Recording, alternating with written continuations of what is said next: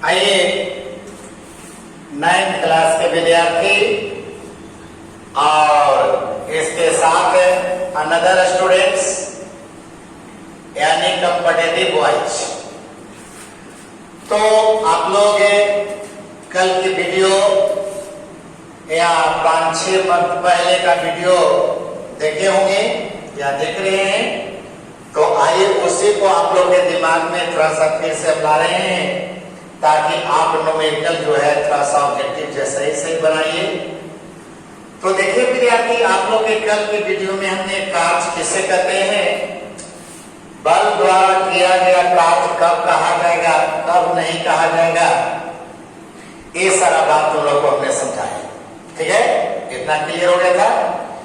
कार्य को अदिश राशि यानी स्केलर क्वांटिटी क्यों कहते हैं, और फिर हमने बताया कि कार्य का एसआई जो यूनिट होता है, मात्रक होता है, उसका नाम जूल क्यों रखा गया और 1 जूल कितना के बराबर होता है, 1 जूल का परिभाषा क्या होता है, ये सारा बात हमने बता दिए थे जी, बताए थे ना।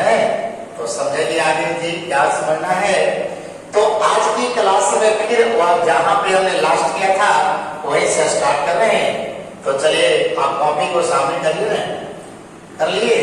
तो आइए देखिए, हमने बता रहे थे कि कार्य का एक फॉर्मूला लेके चल रहे थे, एफएस। कार्य बराबर क्या थी, एफएस।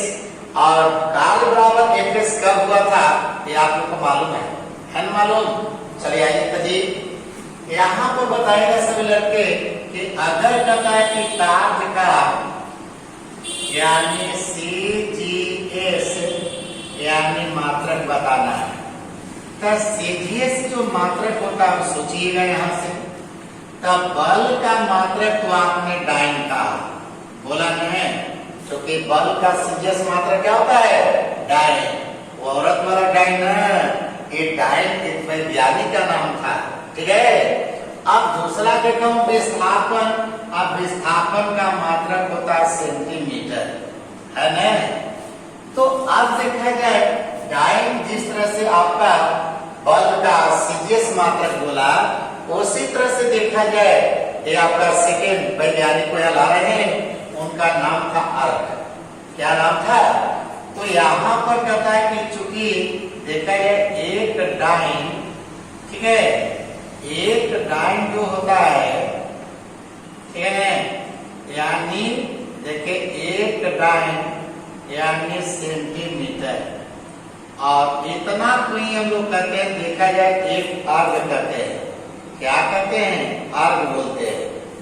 इसलिए यहाँ पर डाइन सेंटीमीटर न कह करके लोग सीधे कहता है कि कार्य का CGS मात्रक, कौन मात्रक, CGS। तो CGS जो मात्रक होता है वह मात्रक होता है कौन सी, अर्घ। क्या होता है, अर्घ होता है। अब तुम लोग को हमने देखिए बताया था कि बल का SI मात्रक क्या होता है, न्यूटन, और CGS मात्रक डाइन होता है।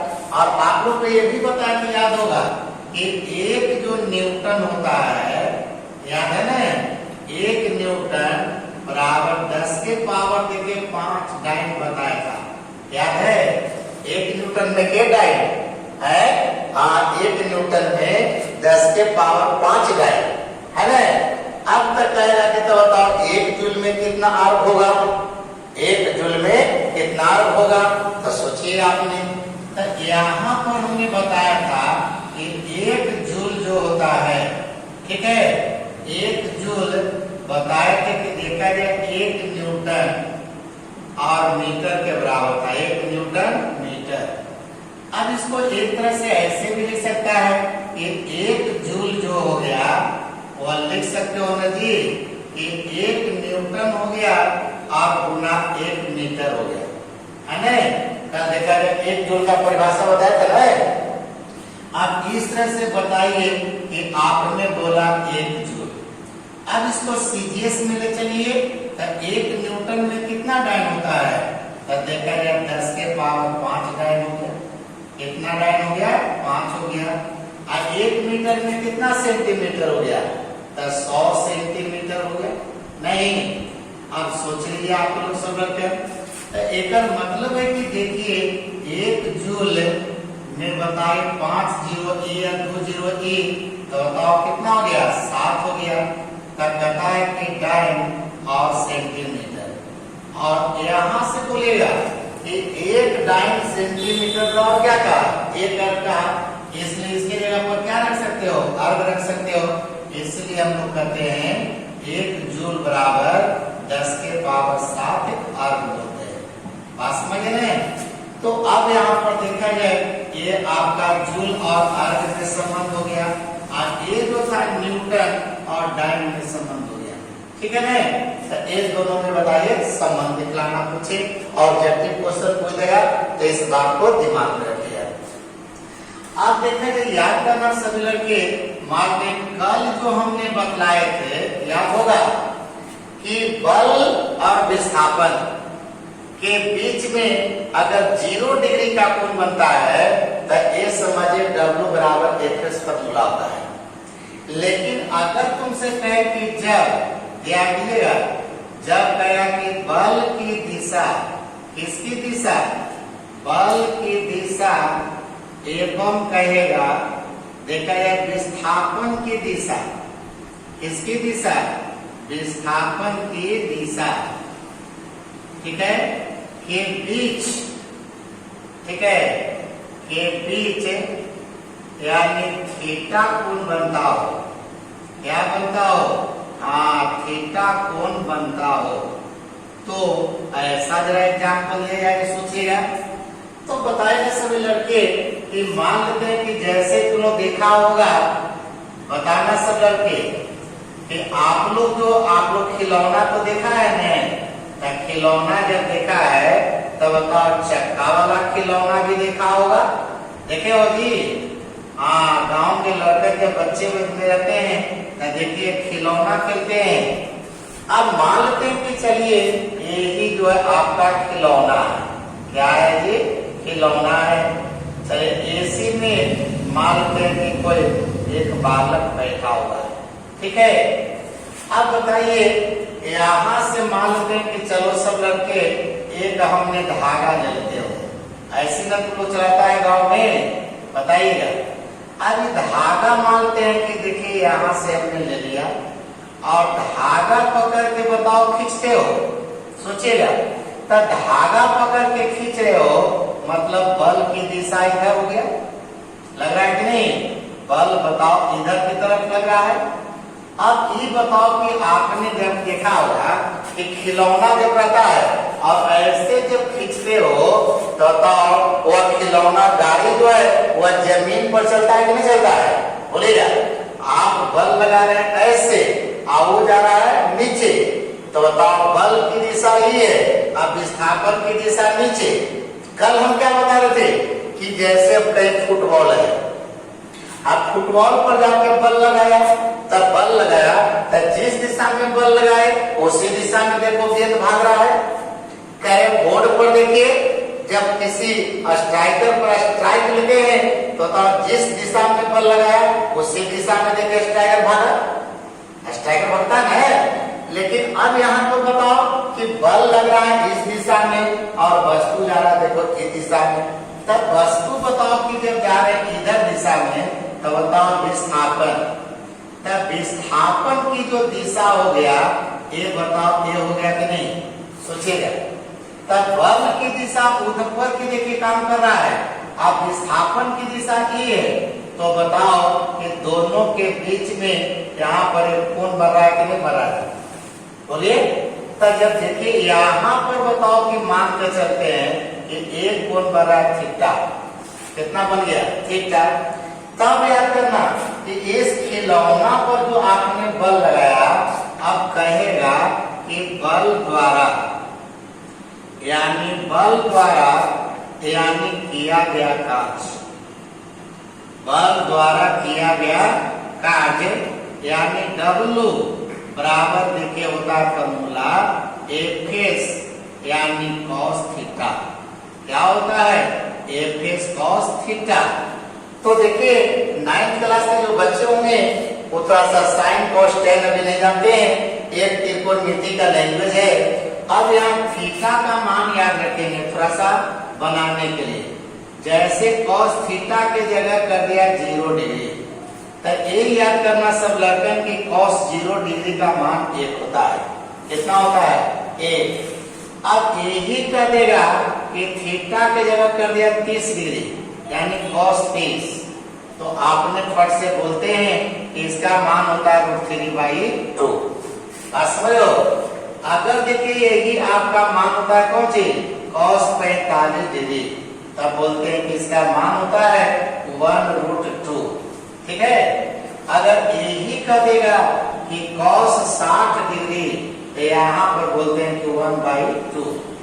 अब यही पर बोलता है कि देखिए कितना, यानी cos बोलेंगे, तो यहाँ पर बोलता है कि cos 90 डिग्री, तो यहाँ पर बोलते हैं 0। ठीक है। या इसी तरह से बोलेगा, यानी कभी कभी होता है यानी cos 180 डिग्री। कितना डिग्री? 180 डिग्री होता है, तो यहीं पर होता है -1। बात समझिए सुलर के।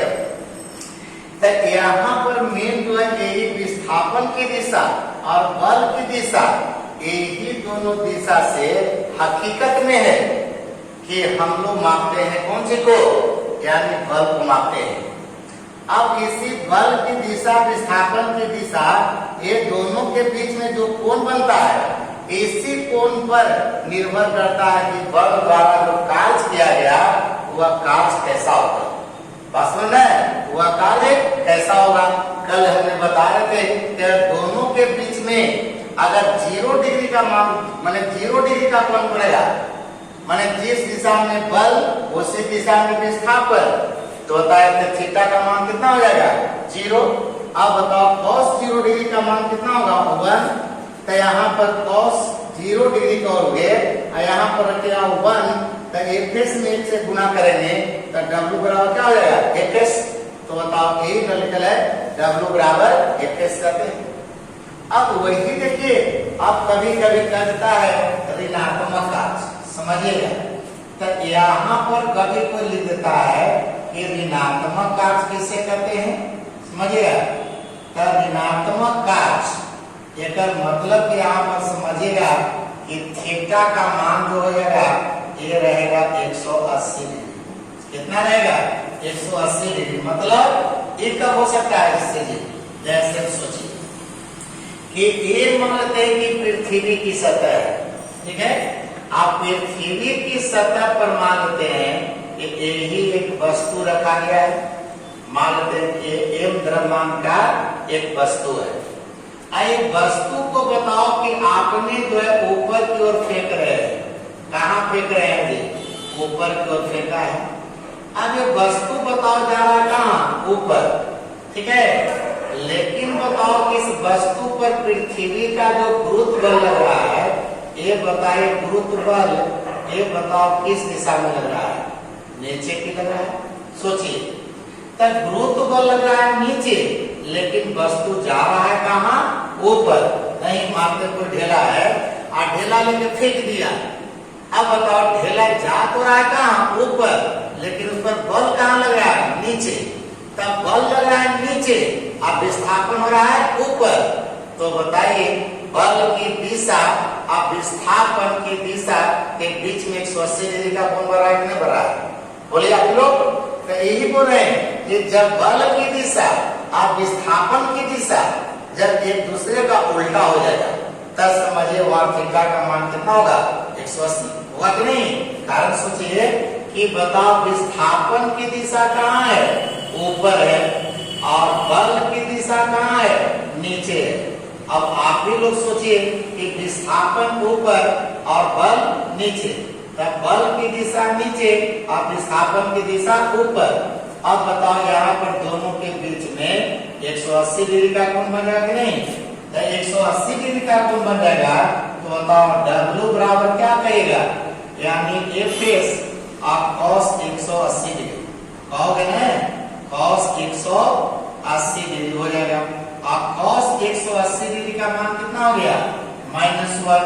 तो बताओ W बराबर हो जाएगा यानी एफ एस वन है, एफ एस हो गया, अब गुना हो गया माइनस वन। अब गुना कीजिएगा तो डब्ल्यू बराबर हो गया यानी माइनस एफ एस हो या कि नहीं। वहां पर देखिए डब्ल्यू बराबर क्या था, एफ एस, और यहाँ डब्ल्यू बराबर क्या गया, माइनस एफ एस। तो ऐसे कांच को ही कहते हैं ऋणात्मक कांच। समझ गया। अब यहाँ पर यही कहेगा कि गुरुत्व बल द्वारा, कौन बल, गुरुत्व बल द्वारा, अब कहेगा कि किया गया कार्य बताइए। तब गुरुत्व बल द्वारा किया गया जो कार्य होगा, इस कार्य को बोलेगा कि ऋणात्मक कार्य होगा। कौन सी कार्य होगी, ऋणात्मक कार्य होगा। तो आज आप लोग इतना इसको उतार लीजिए और इतना समझिए, फिर पिछले आगे वाला समय में जो वीडियो भेजेंगे इसकी कहानी को और बढ़ाएंगे आगे। ठीक है, बड़ा रोमांटिक वीडियो होगा ये आपके लिए। तो ऐसे ऐसे वीडियो को दिमाग में रखते हैं तो हर विद्यार्थी को फायदा करेगा। ठीक है, तो आज यहीं पर क्लास को स्टॉप करते हैं। ठीक है, धन्यवाद। ठीक है जी, गुड नाइट।